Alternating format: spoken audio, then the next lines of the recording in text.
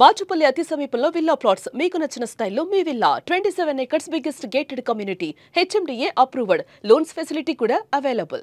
Present అయితే హైదరాబాద్ లో ఉంటున్నారు. ఇంకా ప్రెజెంట్ లో ఇక్కడే సినిమా వేట ఆఫర్ లో ఒకటి వచ్చి వరదరాజు గోవిందం అయింది, ఇంకోటి 1986 వంగవీటి రంగా అని చెప్పేసి అందులో చిన్న క్యామియో రోల్.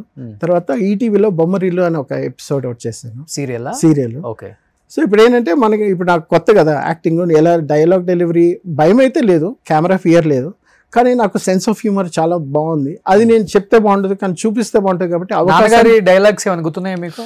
నాన్నగారి డిక్షన్ చాలా బాగుంటుందండి, చాలా బాగుంది, ఎక్స్ట్రాడినరీ, ఎవ్వరు మ్యాచ్ చేయలేరు. ఆయన వాయిస్ బేస్ కూడా కృష్ణరాజు గారిది ఎలా ఉంటుంది వాయిస్, సో ఈక్వల్గా ఉంటుంది. వాళ్ళిద్దరూ అలా పోటాపోటీగా ఉంటుంది వాళ్ళిద్దరు స్క్రీన్ మీద. ఒకసారి కృష్ణరాజు గారు కంప్లైంట్ చేశారు మా నాన్న, ఏంటి రంగా నువ్వు అనుకొని మీ రిలేటివ్స్ ఒక ఆవిడ వచ్చి నా వీపు బాధేసిందిరా అన్నారు. ఏమైందంటే ఒకసారి ప్లాట్ఫామ్లో ట్రైన్ ఎక్కుతుంటే వెనకాల ఒకే హైట్ ఉంటారు ఇద్దరు కదా, శరత్ బాబు గారు ఈయన కృష్ణరాజు గారు, మా నాన్న ఒకే హైట్, మంచి size, personality. So white version వచ్చి ఈయన శరత్ బాబు, బ్లాక్ డార్క్ వర్షన్ వచ్చి మా నాన్న. ఆ తల అయినా, జబ్బలైనా, బాడీ అయినా ఫుల్ సాలిడ్ పీపుల్ వాళ్ళు. సో ఒకసారి నన్ను కొట్టేసింది రంగా, ఏంటిది మీ రిలేటివ్స్ కొంచెం చెప్పు కొట్టేదని. ఏ రంగా అని చెప్పి వీపి దాన్ని కొట్టిందంట ఆవిడ. ఎవర్రా మనల్ని కొట్టేవాళ్ళని చూస్తే, రంగా నువ్వు కాదా, మీరెవరండి అంటే నేను కృష్ణరాజు అన్నారంట. సారీ అండి మా రంగనాథ్ అనుకున్నాం మేము అని సారీ చెప్పారు వాళ్ళు. ఓకే. నాన్నది ఏదైనా డైలాగ్స్ గుర్తున్నాయండి మీకు? లేదండి. ఇప్పుడు మా నాన్న ప్రాక్టీస్ చేయటము, ఇప్పుడు మా నాన్నది నేను చెప్పకూడదు ఎందుకంటే ఆయన వాయిస్ తో విన్న ఆడియన్స్ ఉంది. నేను చెప్పానంటే అది ఏదైనా ఒక 2 lines నాన్నగారిది. లేదు, నాకైతే నేను ఆ జోన్కి వెళ్ళాను. నేను ఆయన జోన్ వేరు, నా జోన్ వేరు. నాదేంటంటే కొంచెం కామెడీ సైడ్, విలన్కి అయినా సరే, కామెడీకి అయినా, ఫాదర్ రోల్, ఈ క్యారెక్టర్ రోల్స్కి అయితే I can do justification.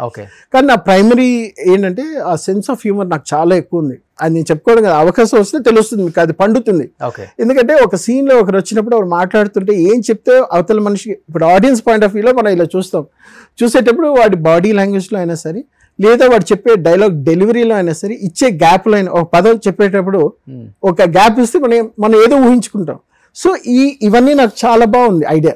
So కాబట్టి ఏంటంటే వచ్చానంటే I can do that magic of comedy on the screen, లేదా జనరల్ క్యారెక్టర్ రోల్స్ చేయడానికి ఉంటుంది అనేసి దానికి హ్యూమర్ బాగుంటే మన అనిల్ రావుపూడి గారు లాంటి షూర్ డెఫినెట్ ఆయన చేతిలో పెడితే షూర్ డెఫినెట్ సో మంచి వజ్రంలా తయారు చేసుకుంటారు. అది నాకు ఆపర్చునిటీలా ఉంటుంది. ఎందుకంటే నేను ఎందుకు చెప్తున్నానంటే మా ఇంట్లో మా నాన్న అయితే పడిపడి నవ్వేవారు నా సెన్స్ ఆఫ్ హ్యూమర్కి. మా నాన్న దేనికి నవ్వరు, దేవుడి దిగి వచ్చినా, జంధ్యాల గారు వచ్చినా కూడా నవ్వరు, చెప్పండి అని ఇలా కూర్చుంటారు. అలాంటిది మా నాన్నని నవ్వించగలను. ఆయన సినిమాల్లో కూడా అంతేనే, గంభీరంగా నవ్వేదే లేదు ఆయన. అవును, అసలు పోలీస్ డ్రెస్ చేస్తే ఎలా ఉంటారు ఆయన, గంభీరంగా ఉంటారు.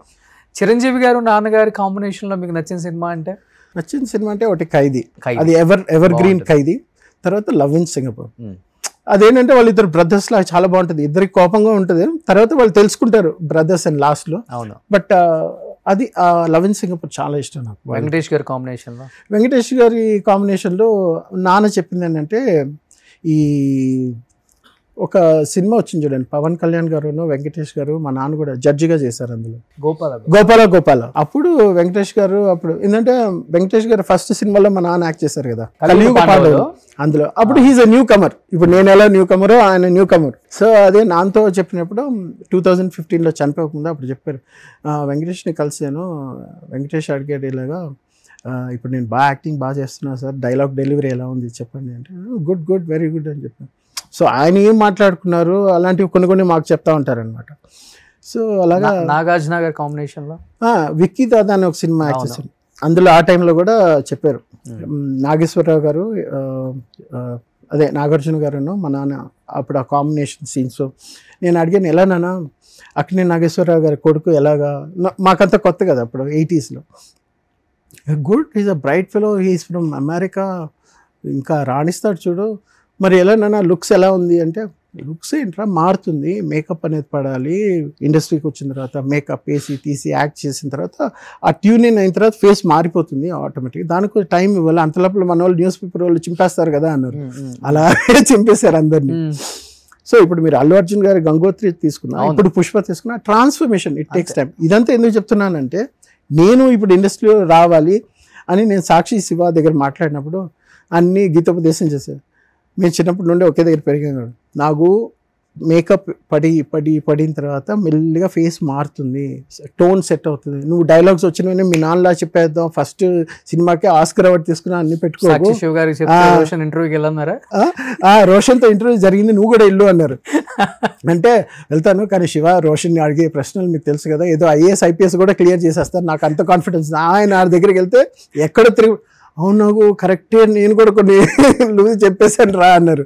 అని తర్వాత అవును శివ, బికాస్ శివ గురించి మీకు తెలుసు కదా, వెరీ నైస్ పర్సన్. సాక్షి రంగారావు. మేమంతా ఒకే ఏరియాలో ఉండేవాళ్ళు. మేమంతా ఒకే దగ్గర పెరిగి నేను శివ షటిల్ కాక్ ఆడేవాళ్ళు. టోర్నమెంట్స్ నైట్ అయితే శివ నేను వెళ్ళి ప్రసాద్ గారు కరెక్ట్ నేను శివ షటిల్ కాక్ చాలా ఆడేవాళ్ళు చిన్నప్పుడు. అలాగే బాగా పరిచయం.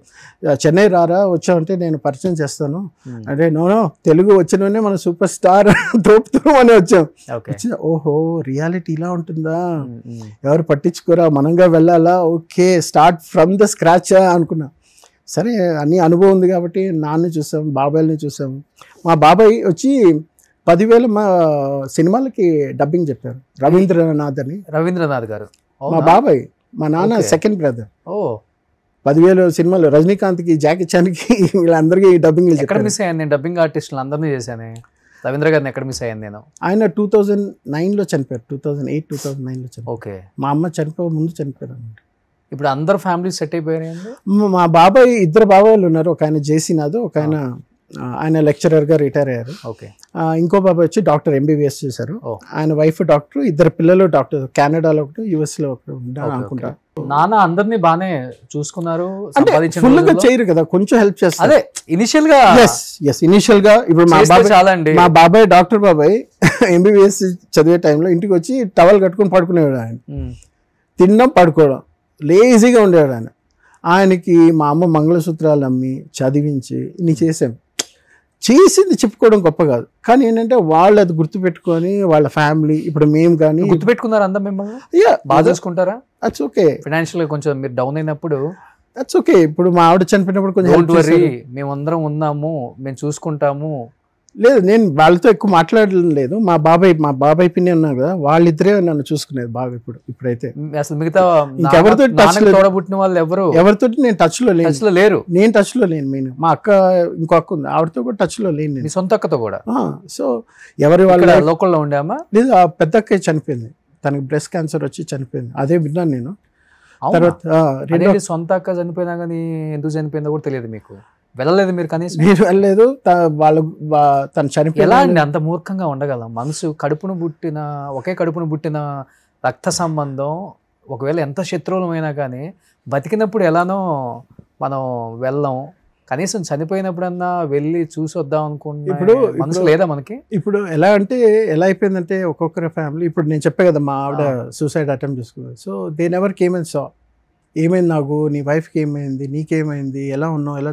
వాళ్ళు రాలేదు, వాళ్ళు అడగలేదు, మనం అడగట్లేదు. వాళ్ళు అడగడం లేదు, మాట్లాడడం లేదు, నేను అడగడం లేదు, నేను మాట్లాడడం లేదు. సో ఎవరికి వాళ్ళు అలా ఇండిపెండెంట్గా ఉంటున్నాం అంతే. That is all. ఇంకొక అక్క ఉన్నారా? ఇంకో అక్క ఉన్నారు, తను బెంగళూరులో ఉంటుంది. ఏమన్నా మాట్లాడతారా మీతో? లేదు, తను కూడా మాట్లాడడం లేదు. నేను ఎవరితో మాట్లాడడం లేదు, వాళ్ళు నాతో మాట్లాడడం లేదు. So it's been like that. ఇప్పుడు మీరు ఒంటరి, మీ కొడుకు ఇద్దరే. ఇప్పుడు మా పిన్ని, బాబాయ్ వాళ్ళిద్దరు, ఇంకో 2 ఫ్రెండ్స్. అదే మా లైఫ్. నాన్నగారు బ్లెస్సింగ్స్ ఉండాలి మీకు. ఇప్పుడు ఇండస్ట్రీ వాళ్ళ బ్లెస్సింగ్స్ కూడా ఉండాలి. నిజంగా ఇంత డెప్త్ నాకు తెలియదు. రియల్గా నేను చెప్తున్నాను కదా, రియల్లీ ఐ డోంట్ నో ఇంత డెప్త్ ఉందని నాకు తెలియదు మీ స్టోరీలో. నేను ఏదో చాలా ఫస్ట్లో చెప్పిన స్టోరీ నాన్న ఎట్లా చనిపోయారు ఏంటో అనుకున్నా, కానీ ఈవెన్ మీ లైఫ్లో కూడా, బతికున్న వాళ్ళ లైఫ్లలో కూడా సొంత రక్త సంబంధికులు చనిపోయినా కానీ మీరు వెళ్ళరు. మీ ఫ్యామిలీలో మీ వైఫ్ చనిపోతే వాళ్ళు రారు. ఇప్పుడు ఇంకొక అక్క ఉంటే మీకు సంబంధం లేదు. ఓన్లీ ఒక బిడ్డను పెట్టుకొని మీరు బతుకుతున్నారు అంతే. సో అందుకని ఇప్పుడు ఏంటంటే జీవితంలో మళ్ళీ ఏదో చేయాలి, సాధించాలి, ఆ కొడుకు కోసం బ్రతకాలి. ఏమైనా ఇప్పుడు ఫ్రెండ్స్ హెల్ప్ చేస్తారు, వాళ్ళు ఏమైనా అప్పులు ఉంటే వాళ్ళు అవి తీర్చుకోవాలి. మళ్ళీ struggle has started, but it's coming at a very late age. But ఏదైనా చేసుకొని బయటపడితే బాగుంటుంది. వీ హ్యావ్ టు సీ, అది లైఫ్. గ్రేట్ అండి. సుమన్ టీవీలో మీ పర్సనల్ అండ్ బిజినెస్ ప్రమోషన్స్ కోసం కింది నెంబర్కి కాంటాక్ట్ చేయండి.